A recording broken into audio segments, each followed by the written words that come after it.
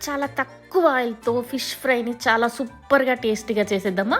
ముందుగా మిక్సీ జార్‌లో ఒక టీ స్పూన్ ధనియాలు, ఒక టీ స్పూన్ జీలకర్ర, అలాగే ఒక టీ స్పూన్ మిరియాలు, 10, 15 వెల్లుల్లిపాయలు. వెల్లుల్లిపాయలు ఎన్ని తీసుకున్నారో అల్లం కూడా సేమ్ క్వాంటిటీలో, అలాగే 3 పచ్చిమిర్చి, చిన్న సైజు ఉల్లిపాయ ముక్కను కూడా వేసుకొని మెత్తగా గ్రైండ్ చేసుకొని ఒక ప్లేట్లో వేసేసుకోండి.